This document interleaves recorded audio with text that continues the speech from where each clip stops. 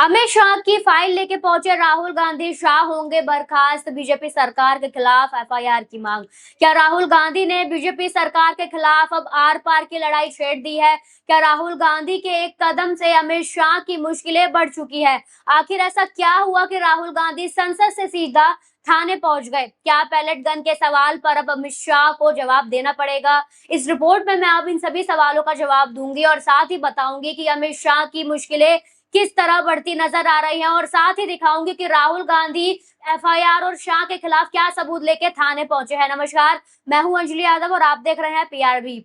देखिए दोस्तों, दिल्ली में आज तक एक ऐसी तस्वीर सामने आई है जिसने पूरी राजनीतिक माहौल को गरमा दिया है। एक तरफ राहुल गांधी है, दूसरी तरफ वो अमित शाह को घेरे हुए हैं, इस्तीफे की मांग हो रही है। तीसरी तरफ पुलिस थाने में है, मोदी सरकार के खिलाफ सबूत लेकर पहुंच चुके हैं राहुल गांधी। और बीच में एक ऐसा मामला है जिसमें एक युवक के घायल होने का दावा किया जा रहा है। लेकिन सवाल यह है कि आखिर राहुल गांधी उस युवक को लेकर थाने क्यों पहुंचे, किस बात की एफआईआर दर्ज कराने की मांग की गई है और आखिर इस पूरे मामले का कनेक्शन उस प्रदर्शन से कैसे जुड़ता है जिससे पहले संसद और अब सड़क की राजनीति को गरमा दिया है। इन सवालों का जवाब आपको इस खबर में बताऊंगी, लेकिन उससे पहले आपको ये बता दूं कि इसी से आपको अंदाजा लगेगा कि इस समय विपक्ष और मोदी सरकार के बीच टकराव किस स्तर तक पहुंच चुका है। देखिए, पिछले कुछ समय से संसद के अंदर विपक्ष लगातार सरकार से जवाब मांगता नजर आया। कभी कानून व्यवस्था को लेकर सवाल उठे, कभी सीजेपी प्रदर्शनकारियों पर हुई कार्रवाई को लेकर सवाल उठे और कभी सरकार की जवाबदेही को लेकर विपक्ष ने हमला बोला। लेकिन अब मामला संसद से बाहर निकलकर सीधे पुलिस थाने तक पहुंच गया है और यही इस कहानी को और ज्यादा बड़ा बना देता है, क्योंकि जब कोई राजनीतिक नेता किसी मुद्दे को लेकर संसद में सवाल उठाने के बाद खुद थाने पहुंचता है तो सवाल सिर्फ राजनीतिक बयानबाजी का नहीं रह जाता। सवाल बन जाता है कि अब इस मामले में कानूनी कार्रवाई की मांग की जा रही है। और इसी सवाल का जवाब जानने के लिए अब हम वापस चलना होगा 20 जुलाई की उस घटना की तरफ। 20 जुलाई को दिल्ली में युवाओं और छात्रों से जुड़ा एक बड़ा प्रदर्शन हुआ था। सीजेपी की तरफ से संसद मार्च का आह्वान किया गया था। प्रदर्शन के दौरान पुलिस और प्रदर्शनकारियों के बीच टकराव की स्थिति बनी। भीड़ को नियंत्रित करने के लिए पुलिस की तरफ से कार्रवाई की गई। लाठीचार्ज हुआ, छात्रों पर आंसू गैस के इस्तेमाल की खबरें सामने आई। लेकिन इसके बाद एक और बेहद गंभीर सवाल उठने लगा, क्या प्रदर्शन के दौरान पैलेट गन का भी इस्तेमाल हुआ था और अगर हुआ था तो आखिर किसके आदेश पर? यही वो सवाल है जो धीरे धीरे इस पूरे मामले को सबसे बड़ा मुद्दा बना रहा है। और क्या सरकार को इसका जवाब नहीं देना चाहिए? क्या अमित शाह को इसका जवाब नहीं देना चाहिए? अमित शाह चुप्पी क्यों साधे हुए हैं अभी तक? वो राहुल गांधी का जवाब क्यों नहीं देते? वो जनता का जवाब क्यों नहीं देते? उस दिन प्रदर्शन के दौरान हालत कितने तनावपूर्ण थे ये सब कुछ आपने देखा ही होगा। किस तरह से छात्र लगातार अपने सवालों का जवाब का इंतजार कर रहे थे। लेकिन कहानी में असली मोड़ तब आया जब कुछ प्रदर्शनकारियों के घायल होने की तस्वीरें और दावे सामने आने लगे। और इन्हीं घायल लोगों में एक नाम सामने आया, साहिल का, एक ऐसा युवक जिसकी आंखों में चोट लगी। और यहाँ से यह मामला सिर्फ प्रदर्शन की खबर नहीं रह जाता, क्योंकि अब सवाल उठता है कि अगर किसी प्रदर्शनकारी को गंभीर चोट लगी है तो उसकी शिकायत क्यों नहीं दर्ज होनी चाहिए? अगर चोट पुलिस कार्रवाई में लगी है तो उसकी जिम्मेदारी किसकी होगी? और यही सवाल को लेकर अब राहुल गांधी मैदान में उतर चुके हैं। पहले आपकी वीडियो देखिए। इसको कहते हैं पहले का,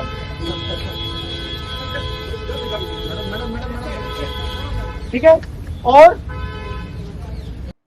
ये वही चोट है जिसे लेकर अब सवाल उठाए जा रहे हैं। साहिल का दावा है कि प्रदर्शन के दौरान उसे पैलेट गन से चोट लगी और अब राहुल गांधी इस मामले में कार्रवाई की मांग को लेकर आगे आए हैं। लेकिन राहुल गांधी अकेले नहीं आए, उनके साथ खुद साहिल भी मौजूद आए, उनकी मां भी मौजूद रही, वहीं प्रियंका गांधी आपको मौजूद नजर आए। देखिए पहले आप ये वीडियो। राहुल 20 जुलाई को पैलेट गन का प्रयोग हुआ, उसका सबूत क्या है? सबूत ये है, देखिए ये है पैलेट्स, देख लीजिए, इनको अच्छी तरह देख लीजिए।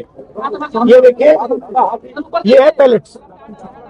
ये कहां से आए? ये इनके शरीर से आए, दिखाओ।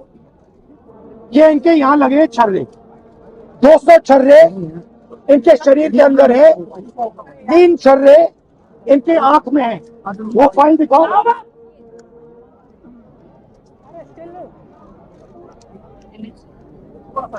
ये भाई करना चाहिए। एम्स की रिपोर्ट, हार्डन की रिपोर्ट, जिसमें साफ लिखा है कि इनको एम्स की एडी, जिसमें साफ लिखा है कि इनके शरीर में 200 से ज्यादा छर्रे हैं, आंख में 3 छर्रे हैं आंख इनकी खो गई है, उस आंख से वो नहीं देख पाएंगे,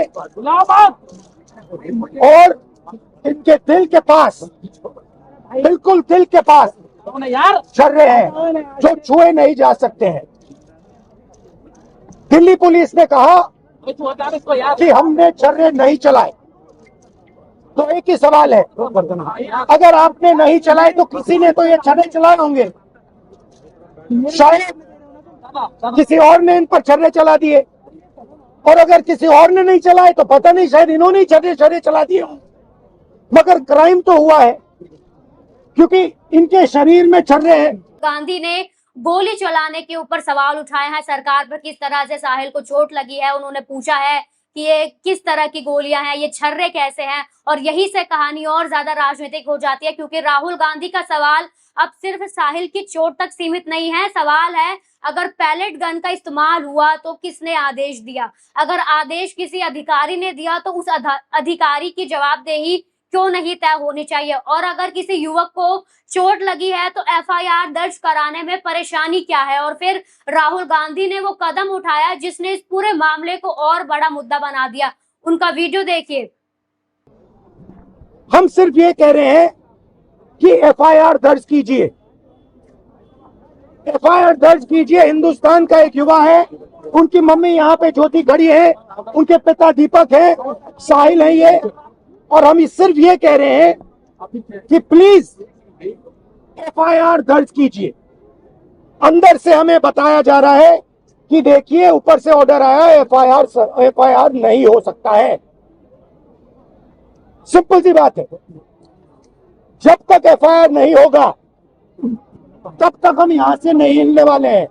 उनका ये वीडियो देखिए, उन्होंने एफआईआर की मांग कर दी है। राहुल गांधी साहिल को लेकर पहुंचे पार्लियामेंट स्ट्रीट पुलिस स्टेशन, मांग थी एफआईआर दर्ज की जाए। देखिए आप ये तस्वीरें देखिए कि किस तरह से राहुल गांधी थाने में मौजूद रहे हैं, और राहुल गांधी पुलिस थाने की तरफ जाते हुए नजर आ रहे हैं। और अब सवाल ये था कि क्या पुलिस शिकायत दर्ज करेगी या फिर राहुल गांधी को खाली हाथ वापस लौटना पड़ेगा।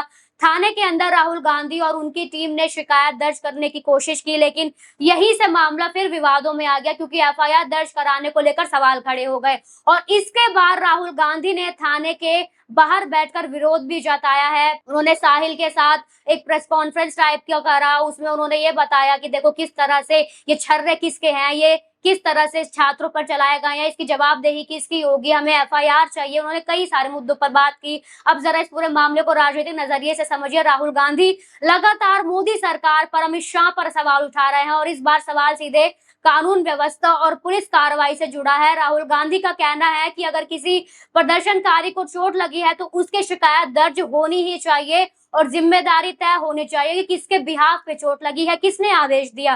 लेकिन सरकार और पुलिस के सामने भी एक बड़ा सवाल है, अगर कार्रवाई नियमों के तहत हुई थी तो फिर इसकी पूरी जानकारी सार्वजनिक करने में परेशानी क्या है? किसने आदेश दिया, कितनी ताकत का इस्तेमाल किया गया, किस परिस्थिति में पैलेट गन का इस्तेमाल किया गया, और घायल हुए लोगों की शिकायतों पर क्या कार्रवाई होगी। लेकिन दोस्तों, इस पूरी कहानी में अभी सबसे बड़ा सवाल बाकी है, क्योंकि राहुल गांधी जिस मामले को लेकर थाने पहुंचे थे उसका संबंध सिर्फ आज के एफआईआर से नहीं है, इससे जुड़ी उस 20 जुलाई के सीजेपी प्रोटेस्ट तक जाती है। और यही वजह है कि अब यह मुद्दा सिर्फ पुलिस और प्रदर्शनकारियों के बीच का मामला नहीं रह गया, ये सवाल बन चुका है क्या मोदी सरकार इस मामले में जवाबदेही तय करेगी, या फिर राहुल गांधी को इसी मुद्दे पर आगे भी सरकार के खिलाफ मोर्चा खोलना पड़ेगा। अब सबसे बड़ा सवाल यह है कि बीजेपी और मोदी सरकार से है, अमित शाह से है, क्योंकि इस बार राहुल गांधी सबूत के साथ मैदान में आ गए हैं। अगर सरकार को लगता है कि पुलिस ने नियमों के मुताबिक कार्रवाई की तो फिर पूरे मामले की निष्पक्ष जांच से पीछे हटने की जरूरत नहीं होनी चाहिए। अगर कोई गलती नहीं हुई है तो एफआईआर और जांच से डर कैसा, और अगर गलती हुई है तो जिम्मेदारी किसकी है? क्या राहुल गांधी का यह मुद्दा आने वाले दिनों में बीजेपी के लिए बड़ा राजनीतिक संकट बन सकता है? क्या सीजेपी प्रोटेस्ट का यह मामला विपक्ष को मोदी सरकार के खिलाफ एक और बड़ा मुद्दा दे सकता है? और क्या इस पूरे विवाद का असर आने वाले चुनावों में बीजेपी की राजनीतिक पकड़ पर भी पड़ सकता है? आपको क्या लगता है, क्या राहुल गांधी का थाने पहुंचना सही कदम है?